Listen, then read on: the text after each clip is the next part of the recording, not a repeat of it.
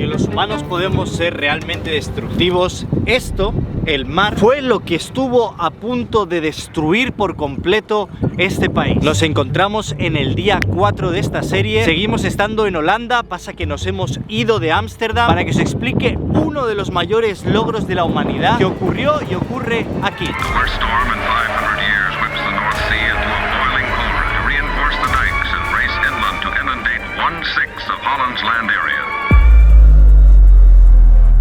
Podrían haber escogido irse a otro lugar, pero no. Desde el siglo XII, desde el siglo XIII, Holanda ha estado intentando que el mar no se coma un tercio de su país. Todos hemos escuchado alguna vez que gran parte de este terreno está por debajo del nivel del agua, pero no sabemos bien cómo hacen para evitarlo. Y es que me encuentro ahora mismo en algún sitio, en una playa, y me va perfecto porque ahora mismo la costa estará a unos 800 metros, pero podemos ver agua restante aquí de cuando sube el nivel del mar. Y realmente una de las prácticas más típicas es utilizar la naturaleza a tu favor. Y es que si giramos la cámara podemos ver perfectamente cómo hay como dunas que hacen como una especie de tapón. De hecho, para que lo veáis, si subimos la duna, podemos ver perfectamente que hace como de muro de contención. Pero ya sabéis lo que dicen, la naturaleza no perdona y no siempre ha sido suficiente. No sabéis el frío que hace aquí. La luz del plano es una mierda, déjame que lo arregle en un segundo. Mejor. Casi. Ahí mejor, ¿no? Se me ve mejor. Vaya odisea de día, porque tenía pensada esta idea, quería explicaros esta historia. Pero claro, yo me encontraba justamente en Ámsterdam y a donde quiero ir está un par de horas. He salido del hotel, he ido a coger un taxi y creo que he tenido una de mis primeras peleas en un taxi por algo tan estúpido como que me ha visto la cámara. Estaba literalmente grabando este plano y el taxista me ha dicho de una manera bastante agresiva que no podía grabar, que estaba prohibido. Y yo como, tío, o sea, estoy en la vía pública. Si es que hasta incluso cuando he entrado en el coche le he dicho, "Can I please film the outside?" Yes, of course, yeah. Luego después de esto creo que el señor ha visto que iba con buena onda, que no tenía ninguna mala intención. Había un momento en el que me he enfadado un poco. Si estás viendo este vídeo es porque probablemente Clavero se haya olvidado de explicarte lo más importante de esta serie. Y es que sí, hemos sacado nuestro café especial y limitado de Navidad, el Beanie Hope, sabor chocolate y vainilla. Con este producto vas a sorprender a toda tu familia en la cena de Navidad y vas a pasar una temporada mucho más feliz y sabrosa. Solo tienes que ir a beaniewoodcafe.com y hacerte con tu unidad de Beanie Hope ahora mismo. No sé qué esperas, hacer tu Navidad mucho más agradable en beaniewoodcafe.com. Volviendo al tema, ya en la Edad Media construían diques muy rudimentarios, los cuales con pequeñas tormentas, medianas tormentas se rompían y tenían que volver a construir para intentar frenar puntos débiles del mar, los cuales no siempre salieron bien. Y de hecho en esa época hubo una gran tormenta que hizo que el nivel del mar subiera un montón, arrasara muchísimas aldeas, murieron más de 100.000 personas y se crearon muchos de los mares interiores que conocemos hoy en Holanda. Pero a todo esto se le quiso empezar a poner freno en 1932. Es increíble porque una vez te acercas a la costa parece que la historia se explica sola. Porque si os fijáis, hacia este lado tengo el mar y esto es como una especie de parking, el cual, para que veáis, os voy a acercar aquí a la punta, donde podéis ver perfectamente cómo el agua llega hasta aquí de manera natural. Y esto se retrasó más de lo que debería. De hecho, básicamente por culpa de las guerras no se hizo esto antes, pero justo en 1932 se decidió construir un gran dique de 32 kilómetros. Para entonces, una de las mayores hazañas de la humanidad. Este dique prometía parar cualquier desastre y tener a su población en paz. Y así fue hasta 1953 que ocurrió el mayor desastre. Nos encontramos a 1 de febrero, la gente está durmiendo y una gran tormenta golpea. Vientos huracanados y marea alta hace que estos diques se rompan, el agua entre con violencia y arrase pueblos enteros. Esa noche murieron 1.800 personas y muchísimo terreno quedó bajo el agua. De 35.000 a 70.000 animales de ganado también muertos. La gente que sobrevivió explica cómo se subían a los tejados para intentar que el agua no se les llevara. Fue un desastre tan grande como para plantear si era viable o no vivir en estas tierras. Y aunque todo estuviera en su contra, decidieron hacer lo que nadie en su sano juicio haría.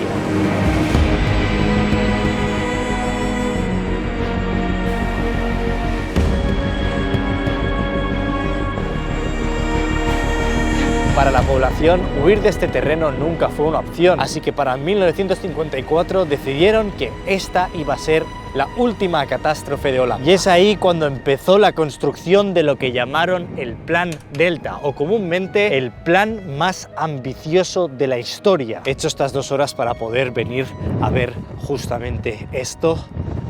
Y es que a mis espaldas tenemos uno de los grandes diques que se construyeron. Sí, esta estructura que veis detrás de mí aguanta que el mar no se coma el país. Este plan consistía en la construcción de 13 grandes obras hidráulicas, incluyendo diques, presas, esclusas y barreras móviles, diseñado para proteger las zonas más vulnerables del país de futuras tormentas extremas. Su construcción empezó en 1954, pero no acabó hasta 1997 con la última gran barrera. El Plan Delta acortó la línea costera cerrando varios brazos de mar en el delta de los ríos. De hecho, esta construcción no es ninguna broma, está considerada una de las 7 maravillas arquitectónicas modernas del mundo. Os puedo asegurar que entiendo por qué el mar es tan bravo aquí. Los vientos que se hacen son una locura, es por eso que hay tantos molinos eólicos y por eso estáis viendo todo el rato un cable al lado de la cámara, es porque llevo el micro de corbata para que podáis escucharme algo.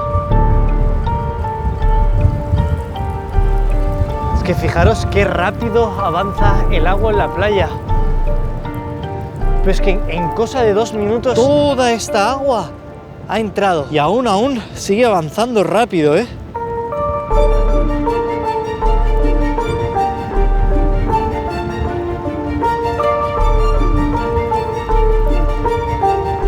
Acabo de subir a ver si se puede pasar por aquí. No lo tengo muy claro porque no hay como una acera clara, de hecho parece como la misma carretera por la que pasan los coches, pero sé que pueden ir las bicis, así que si pueden ir las bicis puedo ir yo.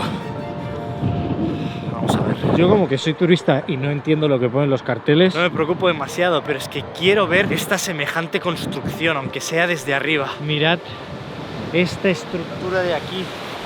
¡Guau!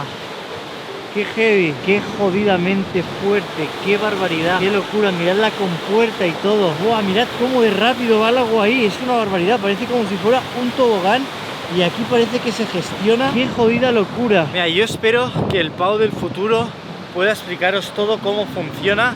Y ahora mismo entre el frío y todo, complicado, así que el objetivo era monumental: transformar todo un delta con un montón de entradas del mar en un sistema completamente controlable. Se unieron todos los ingenieros del país, una inversión de 1.500 billones de euros, como metafóricamente si fuera una guerra del humano contra la naturaleza, una especie de venganza por la tragedia que hubo en el año 53. Y es que esto que estáis viendo es ni más ni menos que Oosterschelde, conocido como el muro que baja del cielo cuando el mar intenta entrar. Vosotros no vais a poder apreciarlo como yo, pero desde que he ido al dique a verlo hasta que he vuelto, la marea estaba aquí y ha subido hasta aquí en cosa de 45 minutos. Esta estructura es un poco la joya de este Plan Delta, y es que es como una especie de barrera móvil de 9 kilómetros que normalmente está abierta. De hecho, podéis ver cómo entra el agua de una manera evidentemente mucho más regulada. Esto lo hacen para que el agua pueda pasar de un lado a otro y se pueda seguir preservando el ecosistema,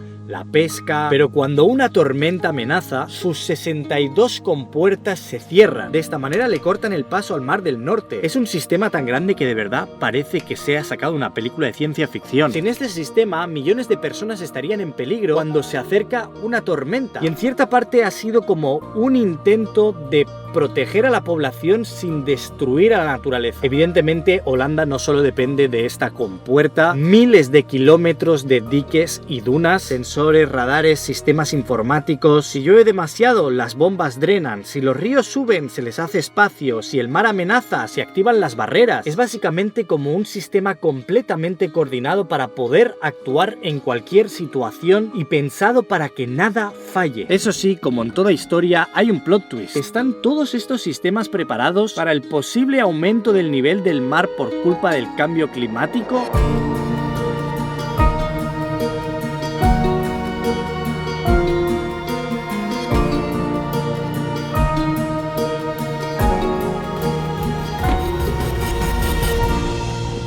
Evidentemente los holandeses van con muchísimos años de adelantamiento y han empezado a poner medidas desde hace tiempo, sabiendo el problema de la subida del nivel del mar de muchas maneras, entre subir la altura de los diques, traer millones de kilos de arena a las playas para poder crear más dunas, hasta incluso crear bosques costeros para que de manera natural evite la entrada del agua. De hecho, hasta incluso se ha llegado a pensar en una idea bastante loca de crear un súper gran dique en colaboración con otros países más adentro del mar para poder regular estas subidas y bajadas. Pero qué curioso que un país tenga que tener como problema principal la entrada del agua. Lo que está claro es que los holandeses nunca se van a dar por vencidos, van a buscar miles y miles de maneras para luchar contra este problema. Y ver esto ahora me lleva a pensar en cómo muchas veces alucinamos con lo que hacían los egipcios con las pirámides. No podemos entender cómo se han hecho, cómo llegaron hace tantos años a poder controlar ciertas cosas, cuando imaginaros que toda la historia de ahora se perdiera y dentro de 2000 años llegaran los nuevos humanos, vieran estas obras de cómo el humano actual controla la naturaleza para su propio beneficio. Es que incluso cómo nos aprovechamos de todo el ecosistema para generar energía. Viniendo hasta esta zona, que lo que estáis viendo aquí no son los mismos que hemos visto desde el otro lado, o sea, todo esto es gigantesco. Esta compuerta, estos diques son otros. Tenía una vista 360 grados de molinos eólicos gigantescos y es simplemente asombroso lo que conseguimos en la actualidad. Mientras yo me pelo de frío por el viento y el frío que hace, también nos aprovechamos de ello para generar energía, en cierta parte generar calor dentro de las casas. Nos toca una buena vuelta hacia el aeropuerto, nos vamos hacia otro país ahora mismo para seguir la serie. Creo que es el día que lo estoy pasando peor, tengo mucho frío, me habréis visto grabar grande parte de la historia en el coche. Lo he hecho como he podido, pero es que es horrible.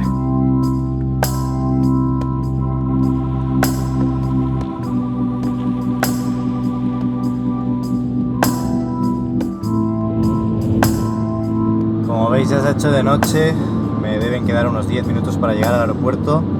Estoy destruido hoy, creo que probablemente haya sido el vídeo más tranquilo de todos. Yo creo que ha sido la acumulación del frío, luego venir al calor, que me tiene destruido. El vuelo sale a las 10 de la noche, vamos a llegar de madrugada. Lo peor es que creo que cada país que nos toca ir en la serie cada vez va a hacer más frío.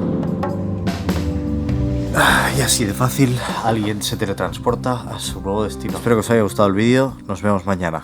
Hazle caso a Vini. Chao, chao. Tú, compra tu café en vinnywoodcafe.com.